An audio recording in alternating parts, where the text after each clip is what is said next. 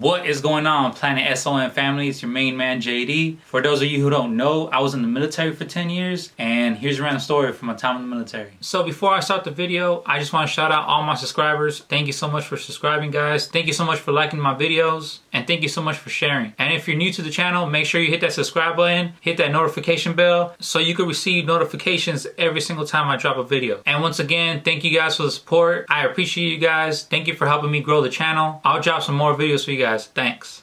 So after releasing a variety of videos ranging from funny stories, serious stories, to stories that I experienced firsthand, and also stories from other people who told me their stories. So after seeing what you guys prefer, I noticed that you guys like the cheese. So chisme in Spanish means gossip. So in Spanglish, we just say the cheese. Now for my non-Spanish speakers, or for my non-Spanglish speakers, here's a little dad joke you can share with your Mexican friends. So you go up to your Mexican friend and say, "Hey, what's a Mexican's favorite kind of cheese?"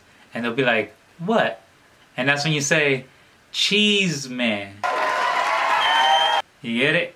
So what I noticed after creating my videos, you guys prefer the cheese. Alright, so here we go. I hope you enjoy the ride. Okay, so this story starts all the way back to the beginning of my military career. It starts all the way back to day one in boot camp. And for those of you who don't know, in order to join the Guard, the Reserve, or active duty, you have to complete boot camp for every single branch in the military. So in boot camp, I was a part of the 331st Squadron, which is also known as the Wolf Pack. There are different squadrons like the Knights, the Vipers, and the Dumb Bulldogs. Everybody hated the Bulldogs, I don't know why, but it was just fun to hate them. Now, as you can see, the base was divided into squadrons. Now, squadrons are divided by roughly 500 people. Now, within the squadron, you're divided into flights. And a flight is usually broken down from 20 to 100 people. So in boot camp, our flight was 30 to 40 guys. And those are the 30 and 40 guys that you go through boot camp with the whole time. So each flight has to do everything together. We have to eat, sleep, shower, march, exercise, everything together. We start off as civilian kids, and then we end up as disciplined airmen who work together as a team. So we all sleep in one dorm room. So to teach us camaraderie, teamwork, and friendly competition, we have a brother flight that's across the hall from us. Obviously, if there were females, it'll be a sister flight, but I had a brother flight. So during our entire time in boot camp, we are in a friendly competition with our brother flight. We get graded on everything from exercising to academic scores, and basically who's better throughout the whole entire time that we're in boot camp. So it's basically a group of 30 to 40 guys against another group of 30 to 40 guys competing every day until graduation. Now, our flights were led by TIs, or training instructors in the Air Force. Other branches call them drill instructors, but it's TI for short in the Air Force. My flights instructor was Technical Sergeant Jones. My brother flights instructor, his name was Staff Sergeant Martinez. From the top of my head, I could probably only remember 10 to 15 guys from my boot camp. That's because we're always distracted, and some of us don't individually cross paths. Fortunately, with the people that you do know, you'll be able to build a strong bond with them, and it could turn into a lifelong friendship. Fortunately, I met my best friend Travis there. Shout out to my Wolfpack brother Travis. So not being able to know everybody in your flight, it's extremely hard to get to know people in your brother flight, especially since we're not allowed to go to the dorm room or even talk to them outside while we're outside of our living quarters. So after boot camp, you go to tech school in the Air Force. In the Navy, they call it A school, and in the Marines and the Army, I believe they call it MOS school. So tech school is where you learn your job that you're going to be doing in the Air Force. I came in open, so the military chose the job for me. You can switch later if you want, if you don't like the job they chose for you, but you have to wait for like 3 to 4 years. I like my job, so I did mine for 10 years. So all tech schools are located around the country. So once you graduate boot camp, you could be shipped off to California, Virginia, Mississippi, Washington State, or you could go around different cities in Texas. I was happy I didn't have to travel far. I actually stayed in San Antonio, and that's where Air Force boot camp is at. So what I had to do right after I graduated boot camp was I just got on a bus, and they just drove me like a mile away from the squadron I was in boot camp, and they just gave me a ride to tech school. Now tech school is also strict, just like boot camp. However, when you're out of school, you can hang out with friends, and you could like go around base and buy things and go to the mall. And then as weeks go on, you could earn some privileges, and you could rent a car, and you could just like drive around San Antonio and go sightsee or go to Six Flags or go to the Riverwalk. Shout out to San Antonio. I enjoyed my time there. That's a pretty cool city. So tech school was a classroom format. You had tests, homework, classmates, and obviously a teacher. So as soon as I walked into my tech school classroom, I noticed that the seating arrangements were in alphabetical order. So I had a last name that starts with a D, so my seat was all the way in the front. Fortunately, it was a corner seat. And also, the class wasn't as packed, so everybody had an empty seat on each side. So we at least had space. On the first day of tech school, I turn around and I see this tall white guy. To me, he kind of looked like the tall blue alien from Space Jam, but obviously he wasn't blue.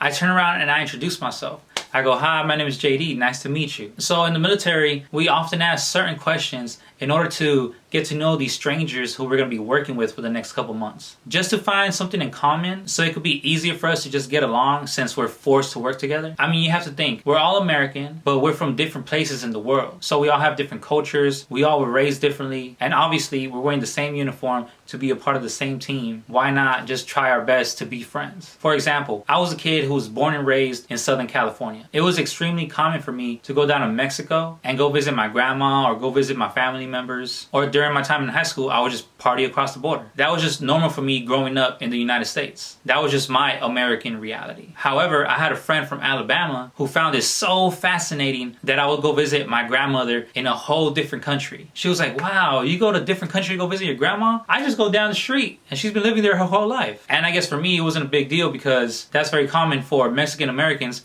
growing up in Southern California. I mean, I even had friends who couldn't point out San Diego if you gave them a map of the entire state of California.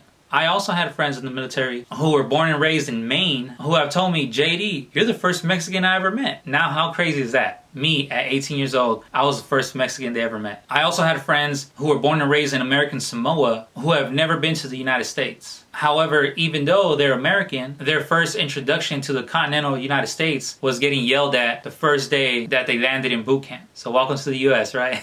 Another example are some of my friends who were born and raised in Puerto Rico. They're also American. However, when they landed in boot camp, they didn't know any English. So imagine being American, but you don't know any English, and you're over here getting yelled at, and you don't understand what the hell they're saying. So as you can see, we're all different. So we all just try to find something in common where we could just be friends since, hey, we're gonna spend so much time with each other. Might as well break the ice with something that we have in common and then build from there. So to go back, to establish a bond or a friendship with people who know nothing about your culture or where you're from, it's very common for military members to ask specific questions. So the common questions we ask each other in the military are, where are you from? Where are you stationed? Where have you been stationed? Where have you deployed? What's your job? And what squadron do you work for? Those are the most common questions. After we ask those questions, we usually find something in common to befriend these strangers who we're going to spend a couple months with. So as I mentioned, I turned around and I introduced myself to the tall white guy who looks like the tall blue monster from Space Jam who was sitting right behind me. He introduces himself and he goes, hi, nice to meet you. My name is Jeff. I asked where he was from. He said he was from Iowa. To this day, I don't know anything about Iowa. And I also have never been to that state. So I kept asking those specific questions. So I asked, what squadron were you a part of when you were in boot camp? And then he said, the Wolf Pack. So I was like, yo, I was Wolfpack too. So our eyes lit up because we were just excited to find something in common with each other. So then he goes, my TI was Sergeant Martinez. And I was like, Staff Sergeant Martinez? My TI was Technical Sergeant Jones. And we were like, oh snap, we were in each other's brother flights. So I was like, yo, that's crazy. So instantly we just became friends. So that's where my friendship with Jeff started. By knowing that we landed in San Antonio the same day and we went through boot camp together in our brother flights. And obviously we didn't know each other during boot camp because we never individually crossed paths with each other. And also it's hard to pinpoint people out in boot camp because we're all wearing camouflage. But it was cool to instantly connect with somebody that you went to boot camp with. Anyway, let me share this side story that's kind of funny and you guys will get a little laugh from it. So as Jeff and I were introducing ourselves to each other, Jeff had a nice young lady who was sitting right next to him. Her name was Hillary and she was from Arkansas. It was fun getting to know her and sitting next to her for the next few months. She was cool and nice, and our favorite thing about her that me and Jeff noticed earlier on was that she was extremely gullible. And us, as immature 18-year-olds, we would take advantage of how gullible she was. We would crack so many jokes, and it's funny because she was so gullible, she really believed all our jokes. Yeah, it's kind of messed up, but hey, you know, we were kids, we were just messing around, and it was just harmless fun because she'll laugh once we would tell her our dumb stories are just jokes. So one day during the first weeks in tech school, I was just studying at my desk waiting for the lunch bell to ring. That's when I heard Jeff say my name. So I turn around and he goes, hey JD, tell Hillary that cool story about you. And confused because obviously I wasn't paying attention to their conversation, I said, what cool story? And he was like, yeah man, you know how you're from California, and I told her how you were in a movie. And I look at Hillary, and then I look at Jeff, and I was like, oh, okay. Jeff is just trying to play a joke on Hillary because she's so gullible. So quickly, I play along with the joke. So I started thinking about a popular movie, but a movie that no one has seen. I don't know if that makes sense. So she gave me a little bit of time to think. So she goes, wow, JD, you were in a movie? Which movie were you in? And I said, yeah, I was in Spy Kids 2. And in my head at the time, Spy Kids 2 was always in the commercials, but I never met anybody who's seen Spy Kids 2. Have you guys seen Spy Kids 2? I mean, to this day, I haven't seen Spy Kids 2. And Hillary was like, wow, really? That's so cool. Now, before I could answer or add on to the joke, the lunch bell rang. So we hurried up, we packed up for lunch, and then as we came back from lunch, we completely forgot about the joke. And we never mentioned it again during our time in tech school. Okay, so that was my little side story. I'll talk about it later. So Jeff and I started our friendship in school, and we started to get to know each other. He would tell me about his life back in Iowa. He told me he had a girlfriend that he's been dating for like 5 years. It was his little high school sweetheart. He showed me a picture of her, and not to be disrespectful, but she kind of looked like the crackhead from Orange is the New Black. I remember he handed me the picture, and I was like, oh, okay, bro, I see you, I see you. Because, I mean, I'm not going to tell him his girlfriend's ugly, you know what I'm saying? But she really did look like the crackhead from Orange is the New Black. And as for me, at the time, I was like 18, 19, and I didn't have a girlfriend, but I was hanging around with a young lady in tech school, but it was nothing serious. But I was happy for Jeff. I mean, he seemed very happy, and he said he was in love, so I was just happy for him that he had someone waiting for him back home. And also at the time, he wouldn't shut up about her, because that's just who he was, and hey, he was in love, so whatever. But he would talk about his girlfriend a lot, in a good way, in a good way. So I thought Jeff and I were building a good friendship, but our friendship didn't go outside the classroom. We only hung out in class, but after we left the classroom, he hung out with his group of friends, and I hung out with my friends. Not to say that we wouldn't want to hang out with each other, but I was fortunate enough to have Travis be in tech school with me. So no disrespect to Jeff, but I would just rather hang out with my best friend Travis. Since we didn't have class together, we just took advantage of spending time with each other after school or over the weekend. It was cool having Travis there because as we earned our privileges, Travis and I were able to go rent a car and go hang out around San Antonio. So it was just pretty cool being there with my best friend and just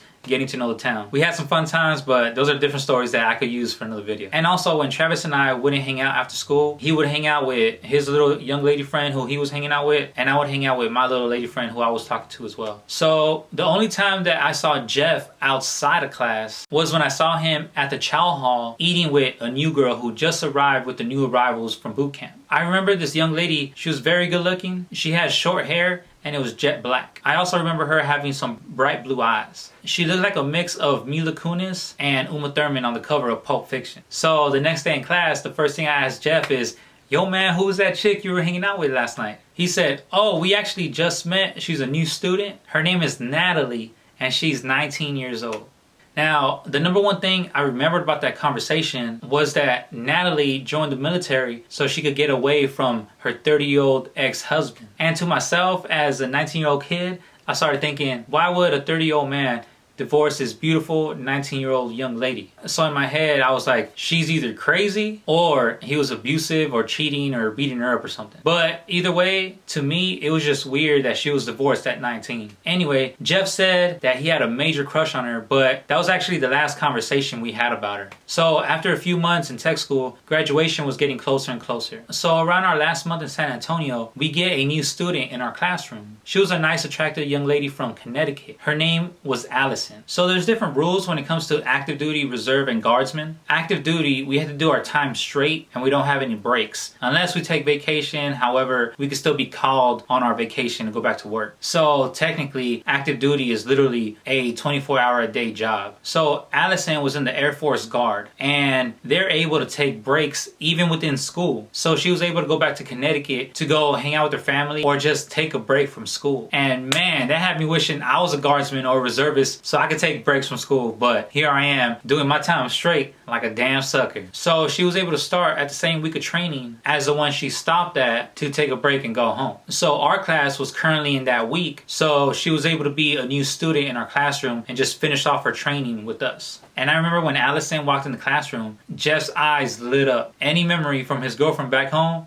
completely disappeared. Allison was a sweet girl. We became friends, and Jeff started hanging out with her after school. He ended up really liking Allison. It even came to the point where he updated his dream sheet so he could be stationed at a base near Connecticut. So everyone has to fill out a dream sheet. It's a sheet of 16 slots. So it's 8 overseas bases and 8 stateside bases. And obviously, if you don't want to be overseas, you could leave the overseas empty and you can just fill out the stateside, or vice versa. So on my dream sheet, I left the stateside completely empty and I filled out nothing but overseas bases just because I didn't want to be anywhere in the United States. So I had Japan first, Germany, Italy, Spain, and I don't know, some other places in Europe. And also, I mean, this is military. I might as well just take advantage and travel as much as I can. It was literally the best decision I made because for 7 out of the 10 years that I served, I spent overseas and it was amazing. I had a great time traveling and seeing the world. So during our final weeks in tech school, our instructor gave us a letter, and that letter was gonna let us know where we're going to be stationed at. I opened up my letter and it said Japan, my #1 choice. I was so happy. I mean, being a 18, 19-year-old kid from San Diego, I was just so excited to have a chance to live in Japan for a few years. So everyone in class started opening their letters, and some people got Germany, some people got the UK, some people got Italy, some people got Mississippi, some people got Nebraska, and only 3 of us got the same base in Japan. It was me, this female student we had in the class, and my friend Jeff. Jeff's face said it all. He was so disappointed. He really wanted to be on the East Coast so he could be with Allison, the guard chick he just met a few weeks ago. I guess his high school sweetheart, who he would call every night on the phone, obviously didn't mean nothing to him anymore. So we were given a date for our graduation, and it was December 1st. So we had a choice after graduation. We could go straight to our first base, or we were allowed to go home for a month, and then after that, we just go report to our first base. And after months and months of training, I just wanted to go home and relax, especially it was the month of December, so obviously I just wanted to spend the holidays with my family. So I accept a month-long vacation to just go back home to San Diego and just relax and decompress. Jeff also decided to go back to Iowa and stay there for a month. Now, before we left Texas, we had to go to the ticket office to get our tickets to Japan. Now, our new base was located in northern Japan, and it was in a little town, so we needed specific instructions to try to get to our first base. However, the nice sergeants who were giving us our tickets, they gave us proper instructions, and they broke down everything we needed to do in our itinerary in order for us to get to our final destination. So what they said was, once you land in Tokyo, you're gonna see a lot of Japanese signs, but try your best to find the English ones. And fortunately, the Japanese people, they're kind enough to highlight the English ones. So it's really not that hard to make your way through an international airport. So once you land at the international airport in Tokyo, you have to take an hour-long bus ride to a smaller airport. And from that small airport, you're gonna take a local flight, and it's gonna take you straight to our base. I guess the toughest part can be just getting off that international flight and finding your way to the ticket counter where you could get the bus ticket. But at the same time, it really wasn't that hard.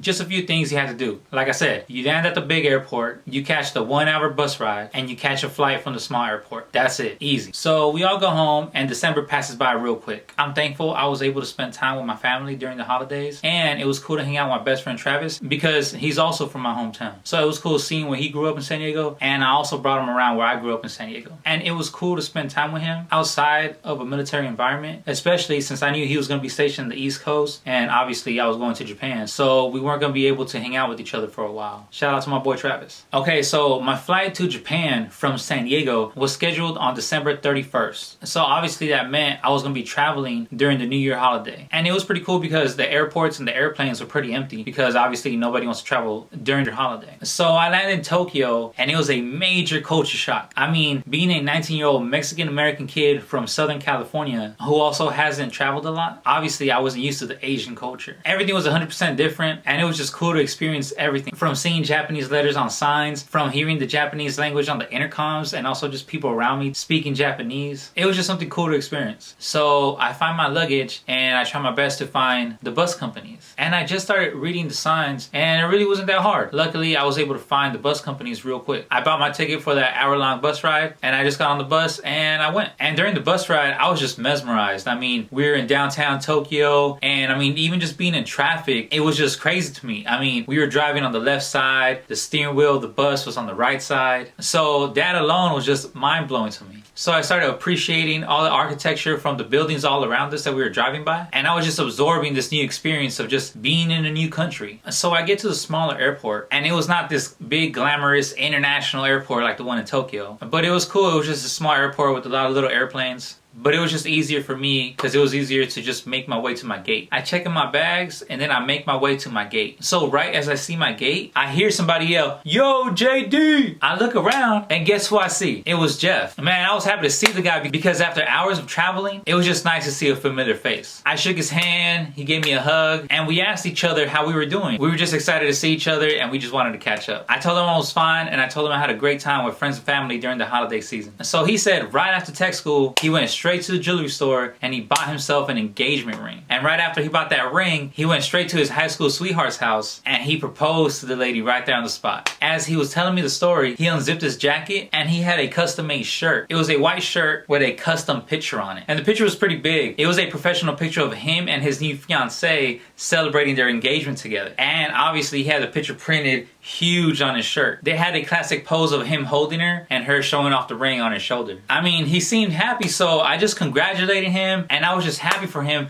to know that he was marrying the love of his life. So we sit down by the gate because we still have a couple hours for the flight to leave, and we just sit there and we catch up. So I asked him what was his plan since his fiancée is back in Iowa and he was moving to Japan to live there for a couple years. So he just said he already had it all planned out. He said he already bought her ticket to Japan and she was going to arrive around Valentine's Day. So mind you, this is January 1st, so that meant she'll be in Japan around 5 to 6 weeks. And he was so happy because obviously he's going to spend Valentine's Day with his fiancée, but in the meantime, during the 5 to 6 weeks, he was going to get all the paperwork ready so they get married in the courthouse on base as soon as she arrives. So I thought it was a good idea. I mean, he seemed happy and all I could do was just congratulate him. So we get on the plane and we arrive at our new base. Now, our new base was very small. It was so small that the base shared the airport with the small town. So obviously there was only one airport to that small little town. And how it was just a little community surrounded by a lot of rice fields. And the nearest biggest city was at least 2 hours away. It was about 10 p.m. when we arrived in northern Japan. And you have to think, it was January 1st, so it was the middle of winter, and there was snow all over the flight line.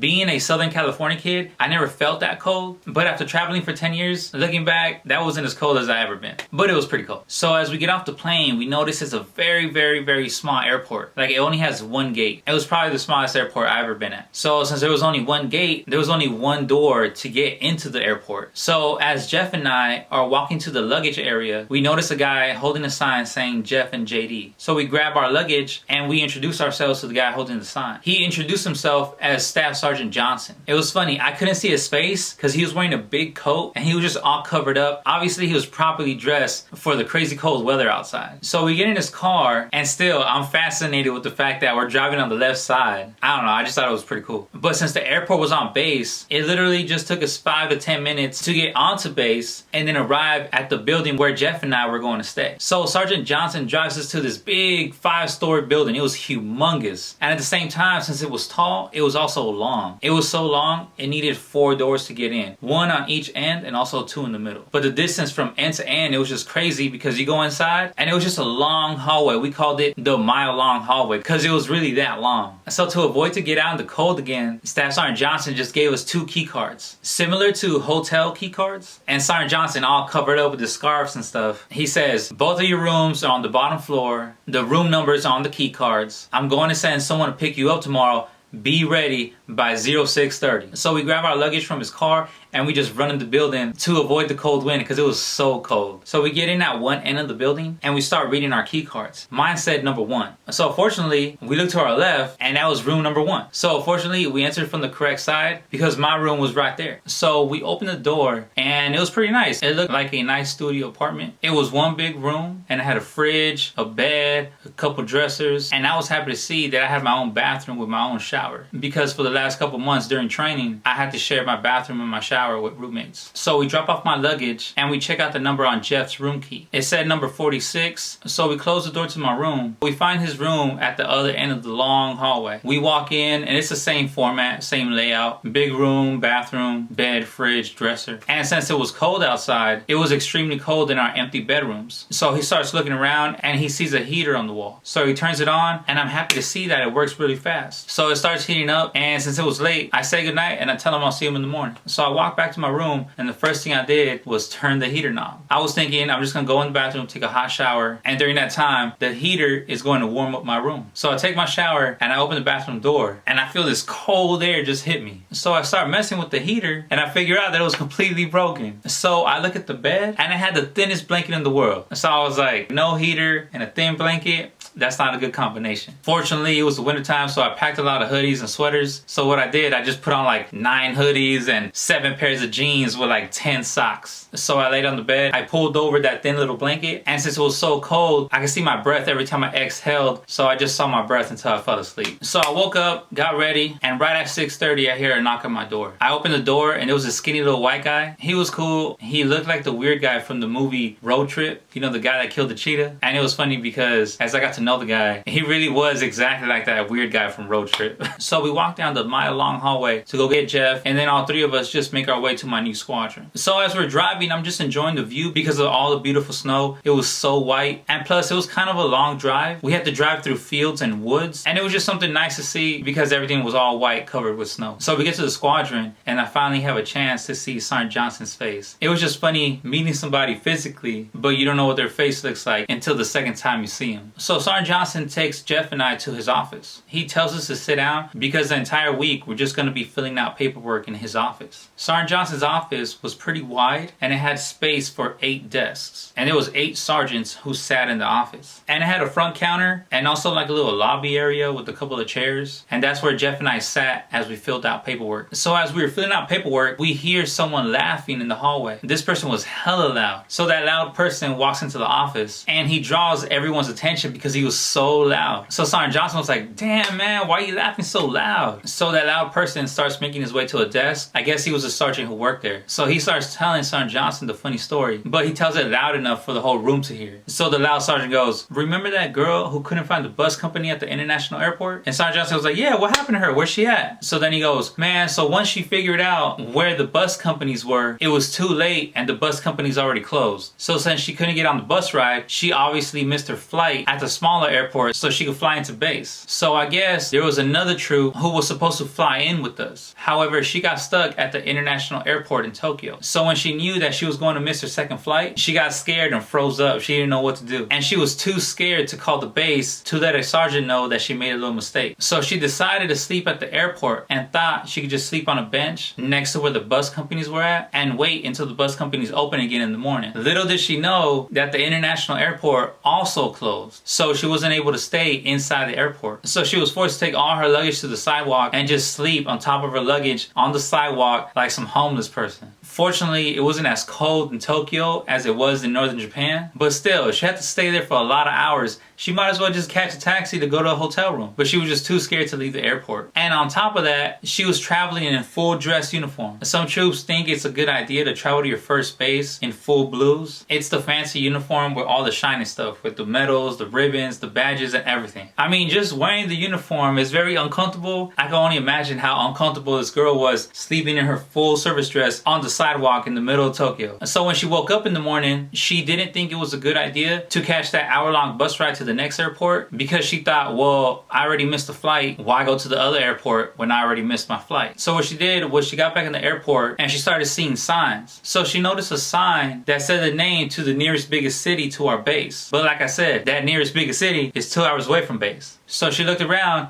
and she saw that there was a train going to that big city. So what could have been a short flight to the base turned into a long train ride to a city 2 hours away from base. So as she was transferring trains on her trip to northern Japan, she finally got the courage to call base and call that loud sergeant to let him know what happened, and that's how he knew the story and just told everybody. So that loud sergeant turns to Jeff and I and asks sarcastically, he goes, hey, was it really hard to catch that hour-long bus ride to catch your flight at the smaller airport? Then we go, no sir. Then he turns to the office all frustrated and says, see, it's not that hard. Why do I always get stuck with dumb troops? So everyone's just laughing, and Jeff and I turn to each other and we're like, damn, who the hell is this dumb troop? And we both knew it wasn't that hard, and we're like, man, this girl's an idiot. So the loud sergeant leaves all mad, and everybody's just laughing at him because now he has to drive 2 hours away just to go pick up that dumb troop. So after we fill out some paperwork, Sergeant Johnson drives us to the store on base so we could buy some necessities. So on our way to the store, I tell Sergeant Johnson, hey, Sergeant Johnson, my heater's broke. And he goes, well, you better buy some blankets. Because if he puts in a work order for the heater, it's going to take at least 6 weeks for somebody to fix it because the building doesn't belong to our squadron. So that means the maintenance isn't high on the priority list. Also, those rooms were temporary. So he knew that we were going to move out in less than a month. So to him, it didn't make sense to put in a work order if I was just going to move out within a couple of weeks. So he just said it'll be easier for me to buy a lot of blankets and just suck it up for a couple weeks. So when we got to the store, I bought like 10 thick blankets, and that's how I kept warm for a couple of weeks in my frozen room. Anyway, the next day, we were in Sergeant Johnson's office again, filling out paperwork. So everyone in the office started hearing that loud sergeant in the hallway. And as we heard his voice getting closer and closer to the office, the energy in the office just shifted. I don't know, it was kind of weird. It was just this awkward feeling around the office. All of a sudden, a female troop who I've never seen walks into the office. My initial impression was that this girl kind of looked a little funny. I mean, not to be mean, but she just wasn't easy on the eyes. To me, she kind of looked like a mix between a Cabbage Patch Kid and Linda Blair in full Exorcist makeup. Hey, that's exactly what she looked like. Also, around that time, we would wear the old school black and green camouflage uniforms. They were called BDUs. And these uniforms were sharp. You had to wear them with the crease all nicely pressed. And also, you had to shine your boots every day. However, her uniform would look all messy. Dirty, dusty, wrinkled, looking like she just pulled it out of the laundry basket. Plus, her hair was all messed up. This girl just looked like a hot mess. So she scans the room and sees Jeff. So she runs up to Jeff and gives him a big hug. She's all like, hey, how are you? And Jeff was sitting right in front of me, so her back was towards me. And he's all like, hey, I'm fine.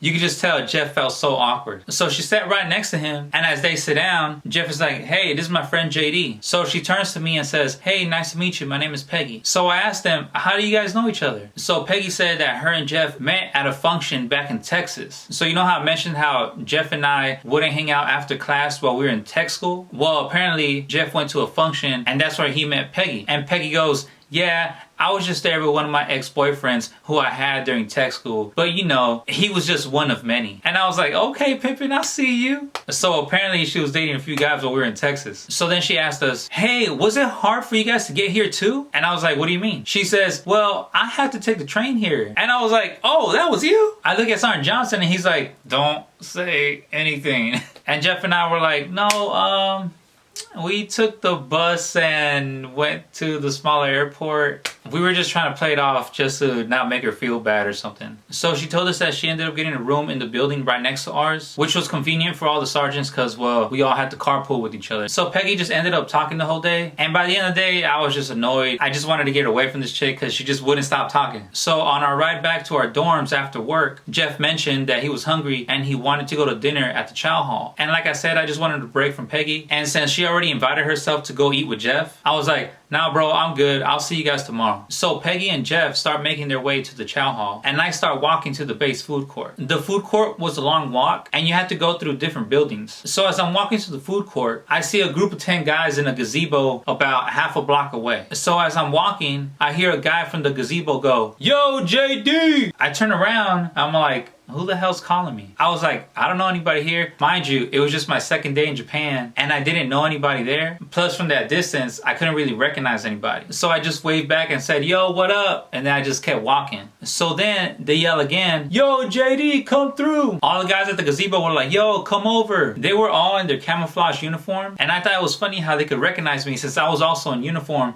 Plus I had a big jacket on. So because I was curious, I was like, I might as well just go say what's up since apparently they know me. So as I'm getting closer and closer, I'm trying to recognize these guys, but none of them look familiar. They seemed like cool guys. They were just out there barbecuing and drinking beer. And as I got close enough, the guy who originally yelled out my name started walking toward me. So he shakes my hand, he embraces me, and he was like, yo man, what's up? Where you going? Still, at this point, I didn't know who the hell this man was. And I tell him how I'm going to the food court. And so he goes, nah man, why don't you stay here with us? We're barbecuing, we got some burgers, some hot dogs, some sides, some drinks. Just hang out with us. So I start shaking everybody's hand and I don't recognize anybody. However, they seemed so happy to see me. So then they started staring at me, waiting for me to answer if I was gonna hang out with them or not. So respectfully, I was like, how do you guys know me? The first guy was like, yeah man, we went to tech school together. I was like, for real? I was very surprised because I didn't recognize anybody. So they go, yeah, man, you were in Hillary's class. Confused, I was like, Hillary? You mean Hillary from Arkansas? In my head, I was like, the girl who sat next to Jeff in class? And they were like, yeah, man, she told us all about you.